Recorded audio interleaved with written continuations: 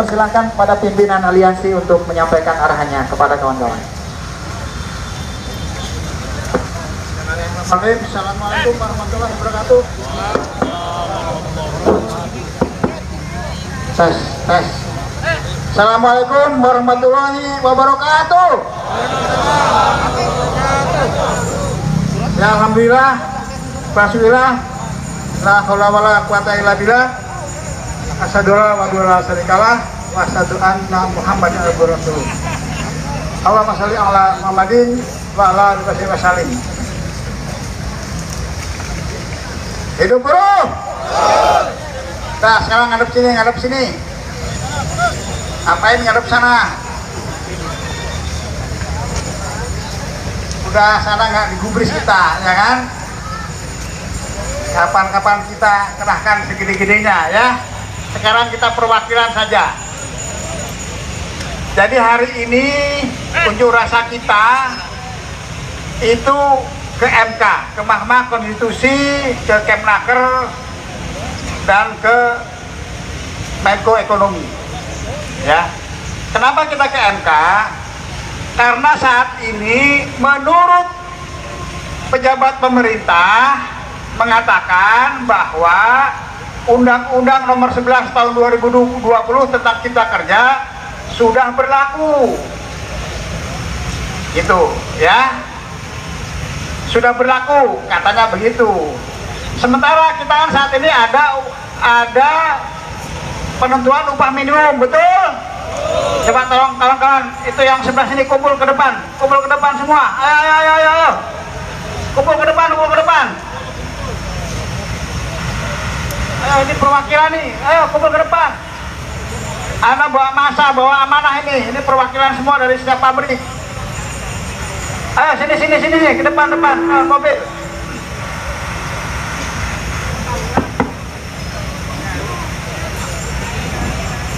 Ya, jadi saya ulang ya, bahwa Mahkamah Konstitusi mengatakan undang-undang itu inkonstitusional walaupun ada bersyaratnya, ya. Kemudian pejabat pemerintah yang mengatakan ini sudah berlaku. Waktu ngomong dengan pengusaha sudah berlaku. Itu namanya klaim sepihak. Saya tanya, pernah nggak ada pejabat negara, presiden? Tes ini mengganggu omongan saya nih.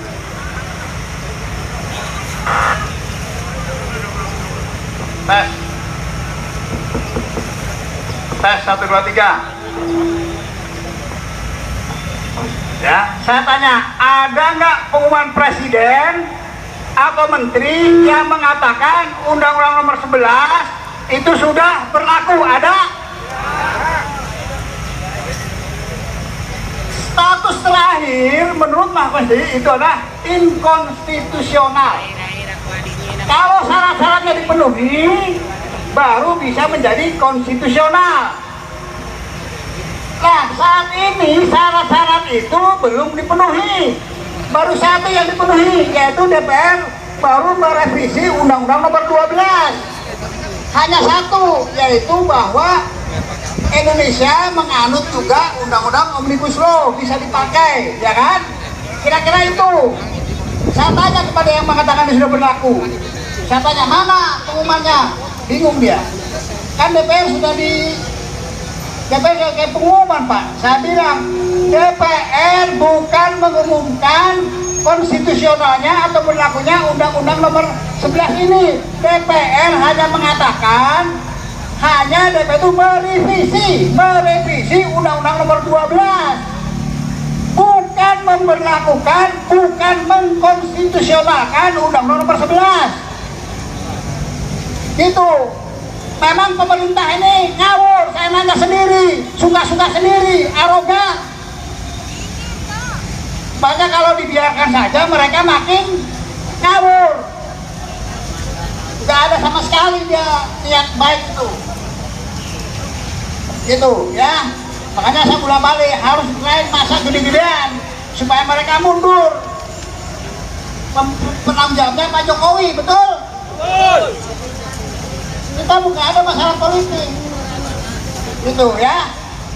Sehingga Kalau undang-undang ini belum konstitusional, maka untuk menentukan upah minimum tidak bisa menggunakan undang-undang yang inkonstitusional, betul?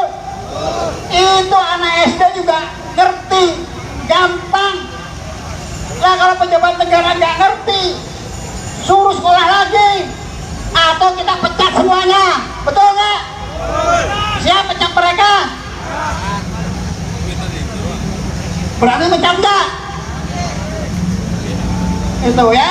Sekali lagi nih, untuk menentukan upah minimum dia tidak bisa menggunakan Undang-Undang Nomor 11 Tahun 2020 tentang Cipta Kerja dan turunannya. Betul? Bapak tahu Haritanu Sudibyo? Tahu? Tahu nggak? Siapa itu? Ya, temannya Pak Darta lah pokoknya. Ya? Itu ya. Itu sekarang tahu TV itu kan mau emigrasi dari apa namanya tuh, analog ke digital, ya kan? Nah, ini terkena dampaknya TV itu, ya kan? Maka dia nggak bisa siarannya seluruh Indonesia, harus izin ulang, kira-kira begitu, menggunakan Undang-Undang Nomor 11 tentang Cipta Kerja. Ya kan, itu dasarnya pemerintah memperlakukan digital, kira-kira begitu. Ditolak oleh para pemilik TV, oleh para pemilik media, ya kan, baru terasa mereka nolak loh, ini kan belum berlaku, kata Haritanu. Ya, udah baca belum? Udah kan? Iya, belum berlaku. Ada pengusaha lain, ya kan, yang pengen gajinya menggaji murah karyawannya, bilang berlaku.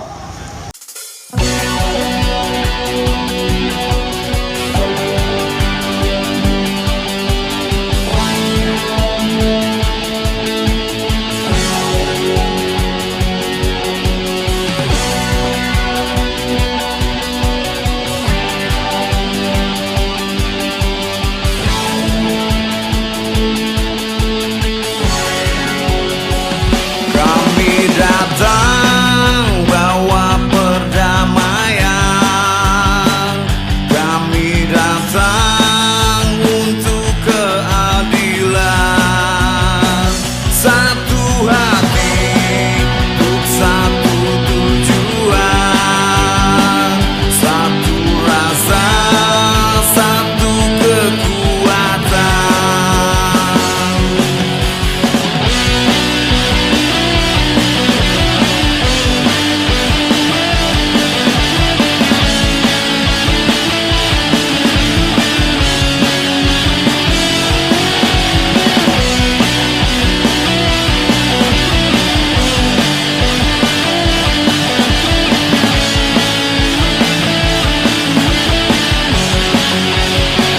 Bagai fajar yang tetap bersinar, walau awan selalu menghadang.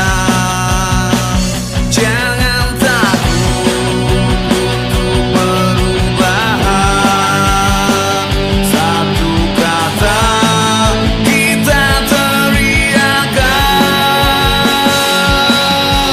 Buruh bersatu tak bisa dikalahkan, buruh bersatu tak bisa disingkirkan, buruh bersatu melawan penindasan, buruh bersatu kita pasti menang. Kita pasti. Assalamualaikum warahmatullahi wabarakatuh. Ya, terima kasih rekan-rekan atas waktunya untuk menunggu. Tadi kami rombongan perwakilan telah diterima oleh pihak MK. Dalam hal ini kedua asisten daripada Hakim Mahkamah Konstitusi yang pada poinnya adalah sebagaimana yang kita pertanyakan selama ini terkait dengan putusan MK yang sekiranya saudara-saudara pun juga sudah membaca itu. Namun kami akan memperjelas bahwa definisi tentang inkonstitusional bersyarat tetap pada pengertian inkonstitusional. Dia menjadi konstitusional jika saja syarat-syarat yang telah ditetapkan dalam putusan tersebut itu dijalankan oleh pemerintah. Bahwa timbulnya penafsiran atas putusan tersebut, maka itu menjadi ruang tersendiri yang nantinya akan kita perdebatkan baik di forum-forum luar maupun dalam forum peradilan. Itu satu ya, terkait dengan penafsiran inkonstitusional bersyarat. Lalu yang kedua adalah terkait kalimat putusan pada poin 7 yang menangguhkan segala peraturan pelaksana yang bersifat strategis dan berdampak luas, maka itu tidak dalam penafsiran apapun, tidak membutuhkan penafsiran. Itu clear dan clean penjelasan tersebut ya. Jadi rekan-rekan, selama ini yang kita anggap bahwa itu adalah sangat jelas bahwa tidak boleh tidak ada tindakan-tindakan yang dilakukan oleh pemerintah, itu jelas bahwa tidak dibenarkan berdasarkan daripada putusan MK. Lalu ke depan akan menjadi dialog internal tentunya seluruh organisasi agar mendiskusikan lebih lanjut tindakan-tindakan yang akan kita ambil merujuk pada isi putusan MK yang membuat banyak penafsiran baik dari sisi kita rekan-rekan buruh maupun dari sisi pemerintah atau pengusaha. Itu yang akan kita diskusikan lebih lanjut, karena tentunya gerakan ini tidak akan pernah berhenti hingga saatnya memiliki kepastian dan ketegasan atas daripada seluruh hal-hal pernyataan yang bias. Maka kita akan tetap melakukan perjuangan untuk mempertegas agar tidak bias. Itu kira-kira yang akan kita sampaikan untuk saat ini. Selanjutnya nanti akan ditambahkan oleh Bunda Sunarti apa yang sekiranya menjadi pertimbangan-pertimbangan lainnya. Terima kasih saudara-saudara. Assalamualaikum warahmatullahi wabarakatuh.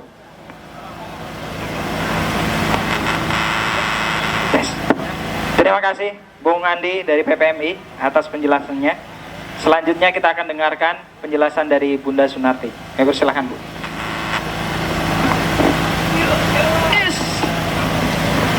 Bismillahirrahmanirrahim. Assalamualaikum warahmatullahi wabarakatuh. Teman-teman masih semangat? Ya, pada hari ini apa yang sudah kita lakukan? Tadi audiensi dengan MK sudah diterima. Tadi juga sudah dijelaskan oleh Bung Andi bahwa banyak hal yang perlu kita nanti lakukan, diskusi, lakukan apa yang menjadi konsen kita, yaitu tentang ada SEMA nomor 5 dengan PP 36, PP 35.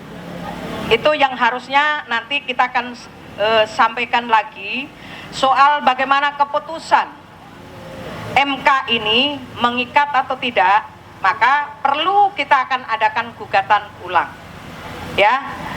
Maka untuk hari ini apa yang sudah tadi kita lakukan, maka kita nanti adakan pertemuan, kita adakan diskusi supaya semua pihak, teman-teman buruh di tingkat perusahaan maupun tingkat DPC dan yang lain-lain sama-sama memahami, maka perlu kita persiapkan diri kita masing-masing dan kita persiapkan aliansi ini untuk mempersiapkan surat-surat yang kita butuhkan, yang kita harus lakukan untuk mengajukan gugatan ulang. Maka untuk hari ini kita cukup untuk di sini, maka kita membubarkan diri. Kita tidak perlu ke Menaker dan yang lain. Maka mari kita sama-sama berkumpul. Ayo kita sama-sama, kita hanya di MK untuk hari ini. Saya minta kepada teman-teman, jangan patah semangat. Perjuangan kita bukan hanya untuk hari ini, perjuangan kita masih panjang, maka perlu kita sama-sama mempersiapkan. Kawan-kawan sepakat? Ya, jangan berkecil hati. Perjuangan kita masih panjang, masih ada harapan yang harus kita lalui, harapan yang harus kita lakukan supaya kesejahteraan kaum buruh, kaum pekerja ini betul-betul terwujud. Saya rasa itu aja. Terima kasih. Wassalamualaikum warahmatullahi wabarakatuh. Baik, terima kasih Bunda Sunarti dari SBSI 92. Mungkin terakhir penjelasan dari Pak Arif Minadi.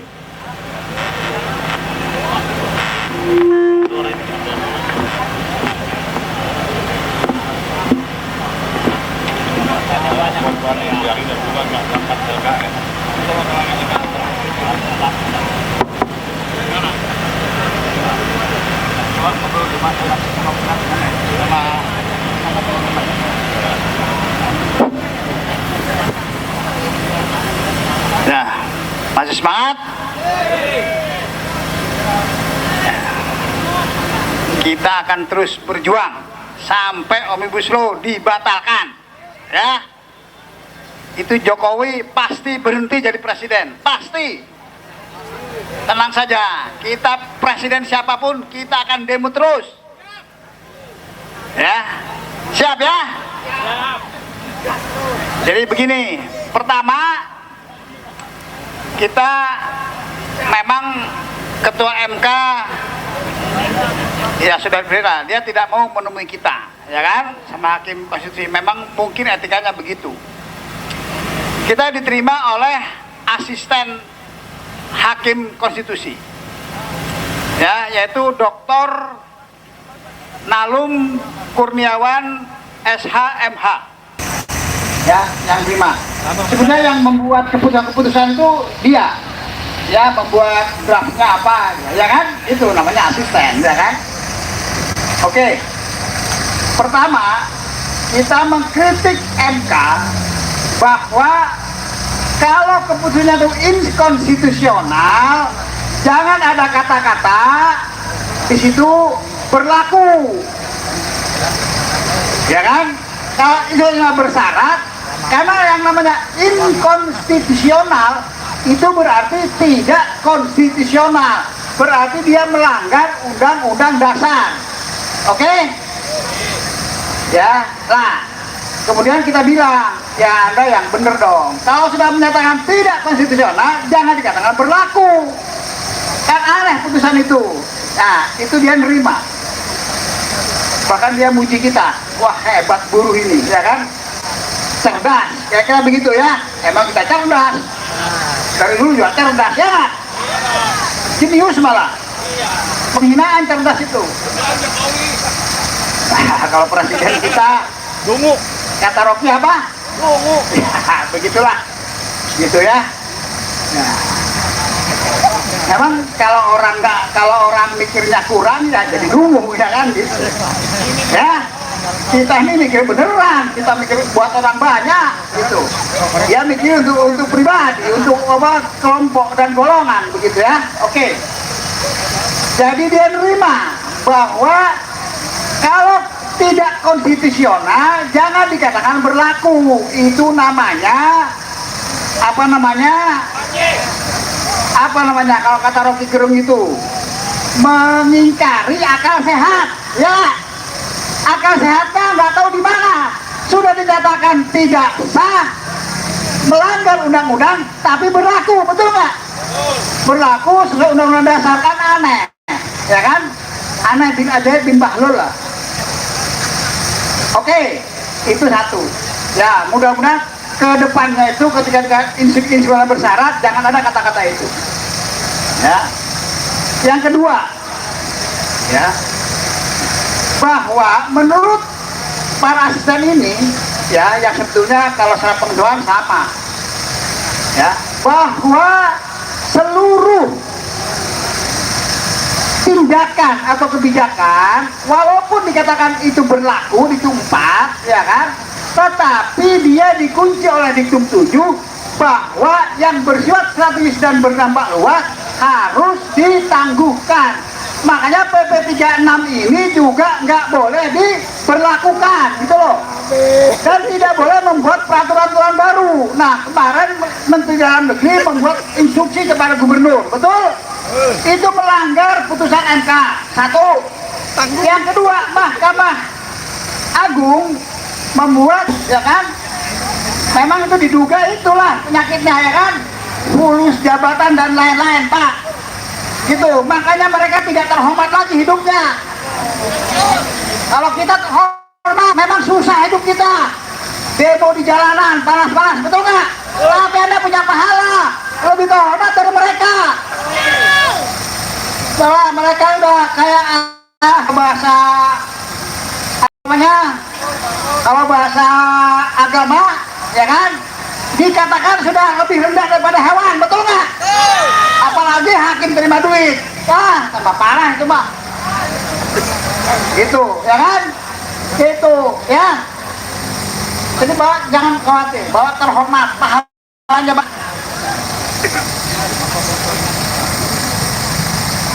Gitu, ya. Makanya sekarang kita akan beresin semua, kita gugat semua, Mendagri sama Mahkamah Agung. Ya kan, kita datangi nanti mereka, kita ingatkan lagi biar dia tidak sembarangan buat keputusan itu. Dia ada konsekuensinya di dunia dan di akhirat.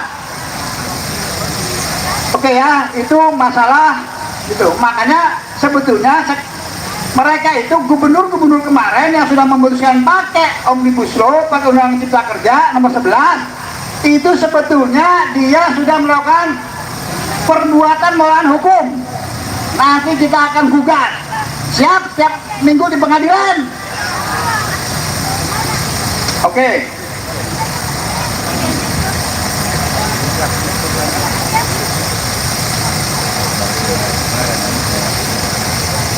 Ah, menurut tadi penjelasan dari Mahkamah Konstitusi bahwa kita bisa melaporkan, mengadukan, ya, perbuatan pemerintah yang tidak mentaati. Mereka bisa membuat keputusan lagi bahwa undang-undang ini jelas-jelas inkonstitusional. Mungkin keputusan menjadi inkonstitusional, tidak bersyarat, murni, bisa kita gugat lagi. Gitu loh, ya kan? Kita buktikan bahwa mereka kurang ajar, gitu loh. Tidak menghormati hukum. Ya jelas. Kalau sebelum undang-undang ini kan Mahkamah Agung surat edaran sama Mendagri yang suratnya kepada gubernur supaya menggunakan Omnibus Law, supaya menggunakan Undang nomor 11 itu, ya kan? Surat itu DPR belum membuat revisi Undang 12. Jadi pada saya itu jelas-jelas surat itu melanggar. Jelas itu sudah.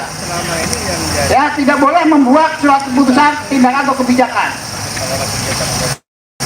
Makanya kita bisa mengadu lagi. Mungkin diadukan lagi, bisa dibatalkan. Jadi bisa inkonstitusional selamanya karena dia sudah melanggar, banyak yang dilanggar. Kira-kira gitu. Bisa kan? Bom, ya kan? Bisa. Ya, bisa.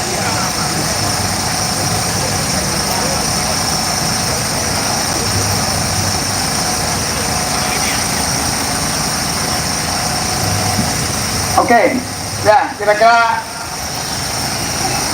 itu saat ini yang kita kita dapatkan bahwa artinya ya Oh ya, kita juga sampaikan ya, apakah Undang-Undang 19 ini sudah konstitusional atau belum? Nah, MK tidak menjawab secara tegas. Mereka tidak berani menjawab, tidak tegas menjawabnya. Artinya sesuai persepsi masing-masing kan gitu. Artinya kalau dia menjawab seperti itu tidak tegas, artinya undang-undang tersebut belum berlaku, belum konstitusional. Paham? Kenapa? Karena status terakhir adalah inkonstitusional. Belum ada pernyataan dari presiden, menteri atau apapun, atau DPR sekalipun yang mengatakan undang-undang ini sudah konstitusional. Belum ada. Bahwa mereka sudah memenuhi syarat yang disahkan oleh MK. Belum ada. Makanya kita tadi usul agar siapa yang harus melegitimasi, yang mengatakan bahwa undang-undang cipta kerja ini sudah berlaku, siapa? Apakah pemerintah sendiri? Enak sekali kan? Makanya kita usulkan agar yang menguji bahwa ini sudah sesuai dengan syarat, memenuhi syarat, itu adalah MK lagi. Karena MK yang membuat keputusan, betul nggak? MK yang membuat keputusan, kemudian orang-orang yang mengatakan saya sudah memenuhi syarat. Itu namanya KNIDW. Gitu ya. Oke, itu kurang lebih, ya kan? Makanya sebetulnya secara hati ya mereka itu sama dengan kita, bahwa pemerintah ini melakukan banyak pelanggaran, banyak arogansi terhadap putusan MK ya, khususnya masalah upah. Nah, jelas sudah dikatakan strategi, sudah jelas itu. Makanya itu harus dilawan. Kalau pemerintah kayak begini harus dilawan dengan masa yang sangat besar. Siap ya, suatu saat kita keluar gede-gedean. Siap ya? Oke. Sementara itu dulu. Mengurangi dosa-dosa kita, ya kan? Ya kan teman-teman juga sering berbuat dosa, betul nggak? Ya ini menjadi penghapus dosa kita, ya kan? Itu saya sudah punya istri pacaran lagi, itu kan dosa, betul nggak? Iya, sekarang dihapus dosanya. Minta maaf. Gitu ya? Berjuang tuh enak, asik, betul nggak? Ya kalau berjuang terpaksa, gitu ya, oke? Kenapa ketawa? Nggak selingkuh kan? Ya selingkuh gimana, duit aja pas-pasan. Ya gaji pas-pasan, upah nggak naik, ya kan? Yang mau didatangi juga mas, Allah, wah gaji kecil mas, mau ngerayu gua, begitu. Istri yang ada juga marah-marah, itulah. Ya makanya kita berjuang lah, siap berjuang terus ya, oke? Oke, nanti kita gimana?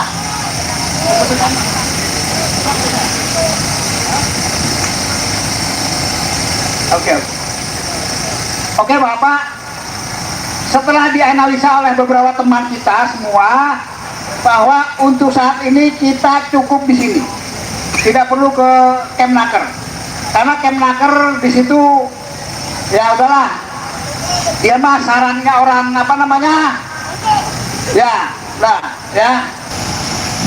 Nah nanti urusan gampang itu mah ya, kalau ke sana kita kalau perlu gede-gedean lah di sana, ya kan? Gitu ya?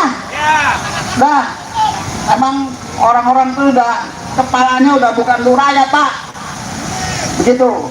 Nah, udah ya, kita selesai sampai di sini hari ini. Insya Allah kita akan berjuang terus, ya. Kita memimpin ini sudah tanpa reserve, ya. Makanya teman-teman yakinkan. Oke, bahwa kalau perlu kita demo gede-gedean sampai Petro itu nggak jadi raja lagi, biar dari Petro lagi ya, kembalikan kepada fitrahnya. Begitu, terima kasih. Mohon maaf bila ada kesalahan. Wassalamualaikum warahmatullahi wabarakatuh.